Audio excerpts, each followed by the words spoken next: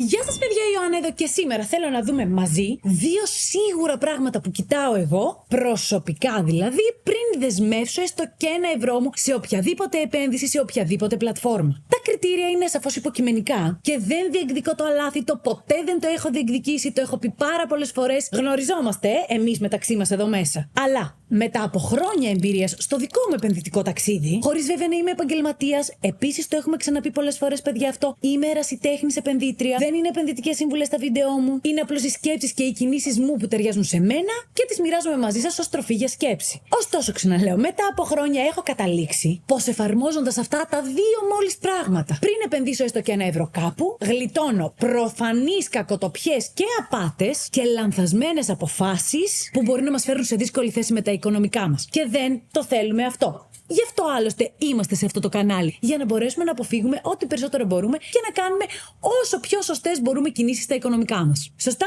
Σωστά. Απαντάω εγώ για σας. Γράψτε με όμως και ένα σωστά στα σχόλια, έτσι για να υπάρχει interaction. Να βοηθήσουμε και αυτό το βίντεο με τον αλγόριθμο λίγο. Πρέπει, παιδιά, λίγο το YouTube να πάρει τα πάνω του. Τώρα, αυτά τα δύο checks που πάντα κάνω δεν μου ήρθαν ως επιφύτηση μια μέρα, αλλά έχοντας επενδύσει πραγματικά όπου υπάρχει απόδοση. Έχοντας χάσει χρήματα εννοείται όσο μάθαινα.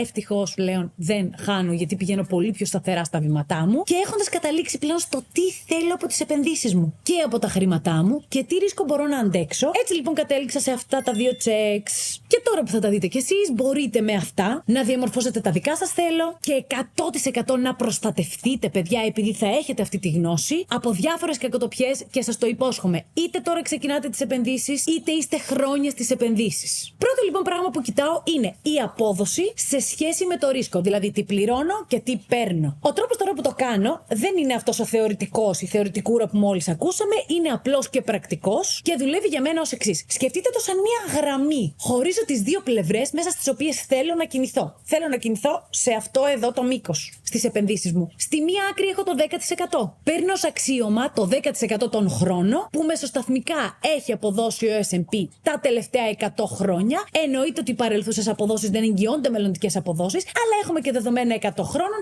Οπότε εγώ για το δικό μου μέτρημα παίρνω αυτό ως αξίωμα. Το 10% το χρόνο που δίνει ο S&P 500 μεσοσταθμικά σε βάθος δεκαετίας. Στην άλλη άκρη αυτής της γραμμής βάζω τον πληθωρισμό της Ελλάδας για την τελευταία τουλάχιστον πενταετία. Που είναι 3,9%. Περαστικά μας. Πάμε λοιπόν στο πρώτο παράδειγμα. Έστω ότι μία επένδυση λέει ότι θα μου αποδώσει 30% το χρόνο. Που είναι μία απόδοση.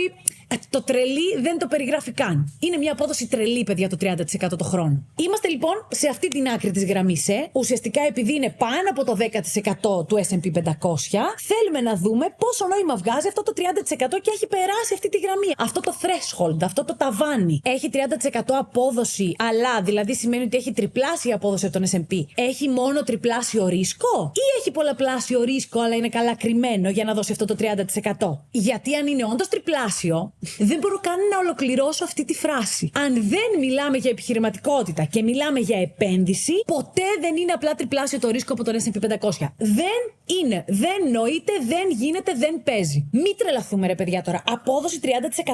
Κάποιο λάκκο έχει φάβα. Ψάξτε καλύτερα, ψάξτε βαθύτερα. Ψάξτε πιο αποδοτικά. Για παράδειγμα, μπορεί να το δίνει αυτό το 30%, αλλά αυτή η πλατφόρμα που το δίνει να μην είναι regulated. Που σημαίνει ότι μπορεί αύριο να μην υπάρχει. Μπορεί να δίνει κέρδη από παράνομες δραστηριότητες, δεν το θέλουμε, no thank you, μακριά. Να έχουμε πολύ μεγάλη διακύμανση τιμών. Μπορεί δηλαδή να επενδύουμε μόνο σε stock μετοχές συγκεκριμένου είδους κιόλας. Δεν μιλάμε, ας πούμε, για την Nvidia, που κι αυτή έχει πολύ μεγάλο ρίσκο προφανώς. Γιατί είναι μεμονωμένη μετοχή. Αλλά σκεφτείτε τώρα να πηγαίνει έτσι το χαρτοφυλάκιό μας. Θα μπορέσουμε να το αντέξουμε ή σε μία πτώση 80-90% θα πουλήσουμε και άρα θα τα χάσουμε? Γιατί δεν είναι η απόδοση του 30%, είναι πόσο ψυχή θα πρέπει να μας φάει για να φτάσουμε σε αυτή την απόδοση τελικά. Αν φτάσουμε, δεν θα φτάσουμε. Επίσης, μπορεί να είναι trading που μπορεί να πάει άσχημα πάρα πολύ γρήγορα. Ή assets τα οποία είναι μη παραγωγικά. Δηλαδή, κάποιο meme coin που αν η ζήτηση πέσει και φτάσει στο 0, εκεί θα φτάσουν και τα χρήματά μας. Οπότε, μόλις κατανοήσουμε σε βάθος το ρίσκο και καταλάβουμε ότι δεν είναι τριπλάσιο από τον S&P 500, είναι πολλαπλάσιο, απαντάμε στην ερώτηση. Θέλω να ρισκάρω τόσο? Κανονικά η απάντηση πρέπει να είναι όχι, δεν θέλω να ρισκάρω τόσο με τα χρήματά μου που τα βγάζω με κόπο και κανείς και καμία δεν μου τα χαρίζει. Αν όμως και πάλι θέλετε να το κάνετε, τουλάχιστον, παιδιά, ακούστε την Ιωάννα σε αυτό.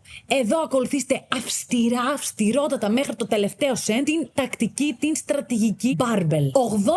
80% επενδύσεις safe, 80% ασφάλεια, επενδύσεις δηλαδή σε βαρετά, σταθερά, μακροπρόθεσμα assets και για πολλά χρόνια και max 20% σε επενδύσεις μεγαλύτερου ρίσκου. Με αυτόν τον τρόπο εξασφαλίζουμε ότι το 80% όμως θα συνεχίσει να αποδίδει όπως πρέπει, βαρετά, σταθερά, μακροχρόνια, σε βάθος χρόνου. Και αν το 20% μας κάτσει και αποδώσει τόσο ακραία, τέλεια. Γίναμε ζάμπλουτοι. Αν όμως δεν αποδώσει, το πιθανότερο είναι να μην αποδώσει, τότε το 80% θα μας στηρίξει και δεν θα πεινάσουμε, δεν θα χρεωθούμε, δεν θα καταστραφούμε οικονομικά. Είναι πολύ σημαντικό να μην καταστραφούμε οικονομικά και να ξεκινήσουμε πάλι από το μηδέν. Και αυτό γίνεται, αλλά γιατί να το ζήσουμε. Γι' αυτό κάνουμε αυτό το βίντεο. Για να αποφύγουμε αυτές τις κακοτοπιές. Ας πούμε τώρα, για το δικό μου παράδειγμα, για να σας αποδείξω ότι πραγματικά αυτά που λέω τα εννοώ και τα πιστεύω και τα κάνω και εγώ με τα δικά μου χρήματα. Το 80% των επενδύσεών μου το έχω σε βαρετά, σταθερά και μακροπρόθεσμα assets. Δηλαδή, έχω μετοχές της Coca-Cola. Ναι, η Coca-Cola δεν θα κάνει το επί 3. Μου δίνει μέρισμα. Σταθερό, συνεχόμενο, αυξανόμενο. Είναι η Coca-Cola. Ακόμα και στον COVID, όταν όλα πέφτανε, συνεχίζαμε εμείς να πίνουμε Coca-Cola. Και η μετοχή της Coca-Cola έπεσε. Έκανε τη διακύμανσή της. Συνεχίζαμε όμως να πίνουμε Coca-Cola. Επίσης, προφανώς, το μεγαλύτερο μέρος των χρημάτων μου το έχω σήμερα και πάντα θα το έχω. Ακόμα και αν αλλάξω στρατηγική στο χαρτοφυλάκιό μου, αλλάξω ETF για κάποιο λόγο, το έχω σε ένα ETF το οποίο είναι μερισματικό, ομορφοσένιο. Σήμερα επενδύω στο dgrw.eu. Πρώτον, είναι UCITS, που σημαίνει αφορολόγητο, παιδιά. Και τα μερίσματα που μας δίνει 4 φορές το χρόνο. Και η υπεραξία, όποια είναι και όταν έρθει, πάνε τσέπη, νόμιμα, φορολόγητα. Αρκετούς φόρους πληρώνουμε σε αυτό το κράτος. Έχω πει, θα το ξαναλέω, δεν χρειάζεται να πληρώνουμε κι άλλους από τις επενδύσεις μας. Ας βάζουμε τα κέρδη της επενδύσεις μας τσέπη. Οπότε, είναι ένα ETF το οποίο είναι UCITS. Ακολουθεί πάνω από 300 από τις μεγαλύτερες αμερικάνικες εταιρείες που δίνουν διαρκώς αυξανόμενο μέρισμα. Βλέπε Coca-Cola. Οπότε και το ίδιο το ETF θα δίνει διαρκώς αυξανόμενο μέρισμα. Το αγοράζουμε δηλαδή στη σημερινή τιμή και ακόμα και μετά από 3 χρόνια, με τη σημερινή τιμή, εμείς θα παίρνουμε περισσότερο μέρισμα, θα έχουμε περισσότερα κέρδη. Προφανώς, παιδιά, ξαναλέω, αν όλα πάνε καλά. Παρελθούσες αποδόσεις δεν εγγυώνται μελλοντικές αποδόσεις. Αλλά είναι διαφορετικό το ρίσκο του να έχουμε μία απόδοση 30% και διαφορετικό το ρίσκο να επενδύσουμε σε ένα ETF το οποίο ακολουθεί μερισματικές πολύ μεγάλες αμερικάνικες εταιρείες που δίνουν διαρκώς αυξανόμενο μέρισμα. Δεν είναι το ίδιο. Παρ' όλα αυτά, πρέπει να κάνετε τη δική σας έρευνα και να δείτε ποιο θα είναι το δικό σας στοιχείο στο οποίο θα επενδύετε βαρετά, σταθερά και μακροχρόνια για να μπορέσετε, αν θέλετε, να πάρετε και το 20% του χαρτοφυλακίου σας και να το κάνετε κάτι πιο ρισκαδόρικο. Τώρα να ξέρετε ότι το συγκεκριμένο ETF, εγώ το αγοράζω μέσα από την πλατφόρμα της Freedom που είναι και ο χορηγός του σημερινού βίντεο και παιδιά, σας έχω αφήσει το link μου στην περιγραφή αυτού του βίντεο όσο και στο pin comment. Χρησιμοποιώντας το στηρίζετε πολύ το κανάλι μου. Σας ευχαριστώ πραγματικά γι' αυτό. Δεν θα ήμουν εδώ αν δεν ήσασταν κι εσείς εδώ να στηρίζετε το κανάλι. Κάπου εδώ θα βγει και το barcode παρεπιπτόντος. Θα σας το βάζω και το barcode από εδώ και πέρα. Μήπως κάποιος ή κάποια το βλέπει στην τηλεόραση αυτό για να είναι λίγο πιο εύκολο. Ανοίγετε το λογαριασμό σας. Τρέχει και μία προσφορά ανάλογα με το πόσα χρήματα θα βάλετε. Μπορείτε να κερδίσετε έως και 20 δωρεάν μετοχές έως $800 η κάθε μία. Γιατί όχι. Και ο τρόπος να αγοράσουμε οποιοδήποτε asset. Εγώ θα σας δείξω το dgrw.eu που είναι το δικό μου ETF, χωρίς όμως αυτό ξαναλέω να είναι επενδυτική συμβουλή. Με τον ίδιο τρόπο μπορείτε να αγοράσετε οτιδήποτε. Πηγαίνουμε στην εφαρμογή του κινητού μας. Πατάμε κάτω αριστερά το μικρό κουμπάκι που μοιάζει με γράφημα. Εμφανίζεται ένα search bar επάνω. Γράφουμε dgrw.eu ή το όνομα αντίστοιχα του δικού μας asset. Το επιλέγουμε. Βάζουμε μια τιμή ελάχιστα πάνω από την τιμή αγοράς για να μπορέσουμε να καλύψουμε και τα spread στην τιμή. Πατάμε αγορά, δίνεται η εντολή και τέλος. Τώρα, αυτό ήταν το παράδειγμα αν η απόδοση είναι μεγαλύτερη του 10% και περνάει αυτή τη γραμμή από τον S&P 500 εδώ. Πάμε να δούμε ένα δεύτερο παράδειγμα. Τι θα γίνει αν κάνουμε μια επένδυση που δίνει πολύ μικρότερη απόδοση, κάτω δηλαδή από το 3,9% αυτής της μεριάς της γραμμής, βάζοντας τα χρήματά μας για παράδειγμα σε μια προθεσμιακή κατάθεση που μας δίνει 0,5% το χρόνο. Αξίζει να το κάνουμε. Γιατί, παιδιά, σε αυτή την περίπτωση πρέπει να τα δούμε τα πράγματα ως έχουν. Μπορεί να κάναμε μια επένδυση και τη βάζω μέσα σε αυτά και τη λέξη επένδυση, γιατί με πληθωρισμό στο 3,9% στην Ελλάδα. Καταλαβαίνετε ότι οτιδήποτε κάτω από αυτό το 3,9% δεν μας ενδιαφέρει. Γιατί συνεχίζουμε να χάνουμε χρήματα, συνεχίζουμε να φτωχοποιούμαστε και ταυτόχρονα προφανώς οι άνθρωποι που κρατάνε αυτά τα λεφτά και μας δίνουν μόνο αυτή τη μικρή απόδοση κερδίζουν πολλαπλάσια από αυτά τα χρήματά μας, τα οποία εμείς αφήνουμε εκεί για να πάρουμε αυτή την ελάχιστη απόδοση που είναι πολύ μικρότερη δεύτερη τελικά του πληθωρισμού, του ρυθμού δηλαδή φτωχοποίησής μας. Και τώρα κάπου εδώ καταλαβαίνουμε πόσο σημαντικό είναι να επενδύουμε, παιδιά. Δεν έχει σημασία αν θα επενδύσετε σε μετοχές, σε ομόλογα. Έχει σημασία να είναι όμως σοβαρά και σταθερά αυτά τα assets τα οποία θα επενδύσουμε. Δεν έχει σημασία αν επενδύουμε σε ακίνητο, αλλά ακόμα και το ακίνητο, κοιτάξτε να κάνετε τα νούμερα. Μην πάτε, παιδιά, να αγοράσετε ένα ακίνητο 200.000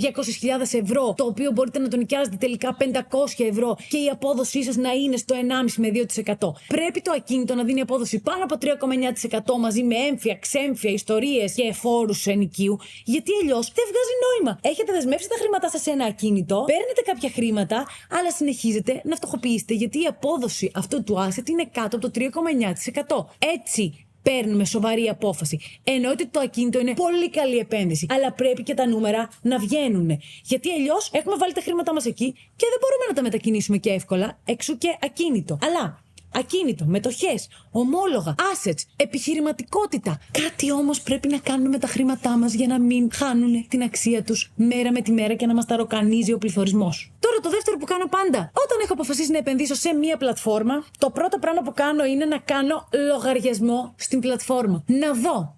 Με παιδεύει. Αν με παιδεύει, εγώ προσωπικά την εμπιστεύομαι παραπάνω. Τα λεφτά μου βάζω. Αν δεν έχει ασφάλεια, όπως οι τράπεζες για παράδειγμα, που ζητάνε της Παναγιάς τα μάτια για να ανοίξει ένα λογαριασμό. Αν και η πλατφόρμα δεν μου ζητάει κυριολεκτικά τα πάντα, και αν δεν είναι regulated, προφανώς είναι regulated και πρέπει να μου ζητάει τα πάντα, τότε δεν νομίζω ότι θα κάνω τις σοβαρές μου επενδύσεις σε αυτή την πλατφόρμα. Αν με ξεκοκαλίζει μέχρι να ανοίξω λογαριασμό, τέλεια. Την εμπιστεύομαι. Γιατί ξέρω ότι έχει υψηλά στάνταρ, υψηλά procedures και διαδικασίες, υψηλά επίπεδα ασφαλείας. Μετά εννοείται το δεύτερο πράγμα που κάνω άμεσα είναι να βάλω χρήματα μέσα στην πλατφόρμα. Θέλω να δω σε πόσες μέρες θα εμφανιστούν. Είναι η διαδικασία εύκολη? Εδώ πρέπει να είναι όλα εύκολα, όχι σαν την εγγραφή που μας ταλαιπωρεί. Εδώ πρέπει η διαδικασία να είναι smooth, να είναι όλα κατανοητά, για να μην αγχώνομαι που έχω εκεί τα λεφτά μου. Αν όλα πάνε καλά, τότε κι άλλο τσέκ από εμένα. Και αυτό, παιδιά, εννοείται το κάνω σε κάθε πλατφόρμα, έτσι. Οπουδήποτε κι αν είναι να επενδύσω. Δεν το κάνω μια φορά και μετά βαριέμαι. Τόσο σίγουροι και σίγουρες πρέπει να είμαστε κάθε φορά που θα βάλουμε έστω και €1 σε μια πλατφόρμα. Μη μας πιάνει η ανυπομονησία. Μιλάμε για τα χρήματά μας. Δεν μας τρέχουν από τις τσέπες. Και να μας τρέχουν όμως από τις τσέπες, μπράβο μας. Δεν χρειάζεται να τα σπαταλάμε άσκοπα. Βήμα-βήμα. Έλεγχο, έρευνα, στρατηγική barbell. Επενδύουμε βαρετά, σταθερά, μακροχρόνια, τουλάχιστον για το 80% του χαρτοφυλακίου μας. Και παιδιά, κυρίως επενδύουμε. Δεν αφήνουμε τον πληθωρισμό να τρώει τα χρήματά μας. Όπως έχω πει πολλές φορές, οι επενδύσεις είναι πράξη αντίστασης. Κλείνοντας, να ευχαριστούμε ακόμη μια φορά τη Freedom 24 που ήταν ο χορηγός του σημερινού βίντεο. Αναμένω ερωτήσεις ή απορίες για τα όσα είδαμε σήμερα ή ιδέες για επόμενα βίντεο. Αυτά από εμένα. Σας φιλώ και τα λέμε στο επόμενο.